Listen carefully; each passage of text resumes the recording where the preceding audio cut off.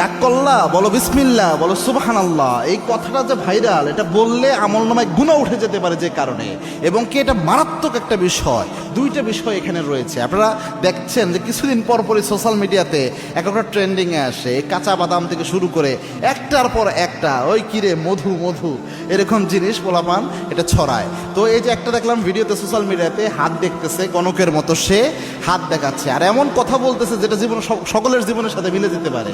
আর দেখার পরে বলতেছে যে ঠিক কি না, ওই ছেলে বলতেছে ঠিক। কি রাগ করলা? কয় না। বলো বিসমিল্লাহ, বলো সুবহানাল্লাহ। এখানে প্রথম যে বিষয়টা হয়, রসুলের একটা হাদিস জানেন, আল্লাহর হাবিব সাল্লাল্লাহু আলাইহি ওয়াসাল্লাম জানিয়েছেন, আবু হুরায়রার বর্ণনা, মান আতা কাহিনান, কোনো ব্যক্তি যদি গণকের কাছে যায়, গণকের কাছে যে হাত দেখায়, আল্লাহর হাবিব জানিয়েছেন যাওয়ার সাথে সাথে 40 দিনের আমল বাতিল হয়। আরেক বর্ণনায় এসেছে, আল্লাহর হাবিব বলেছেন রসুলের উপর যা নাজিল হয়েছে সব কিছু অস্বীকার করার গুনাহ আল্লাহ আমলনামায় দিয়ে দেয়, সব কিছুর সাথে কুফরি করা হয়ে যায়।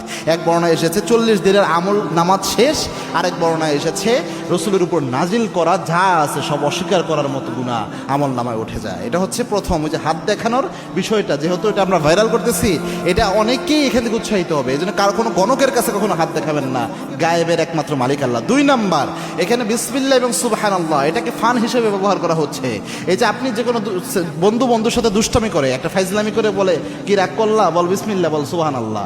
এই যে বিসমিল্লাহ সুবহানাল্লাহ, এটা কিন্তু মারাত্মক একটা শব্দ।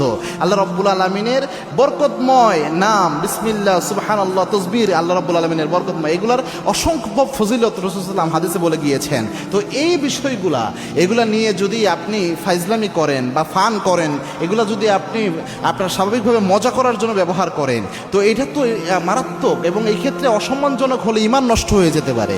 এই জন্য এই কাজটা যেন আমরা না করি। শুধু যদি বলা হতো এতটুকু কি রাগ করলা, এটা একটা আলাদা হিসাব হতো, কিন্তু পোলাপান দেখি বিসমিল্লাহ সুবহানাল্লাহ সহ এইভাবে বলতেছে। এজন্য একটু সাবধানতা অবলম্বন করা উচিত যে বিসমিল্লাহ সুবহানাল্লাহ শব্দটুকু নিয়ে আমরা যেন ফাইজলামি না করি, যোগ না করি। এগুলো অনেক যুবক ভাই হয়তো আপনাদের কষ্ট লাগতে পারে, কি তোমরা রাগ করলা।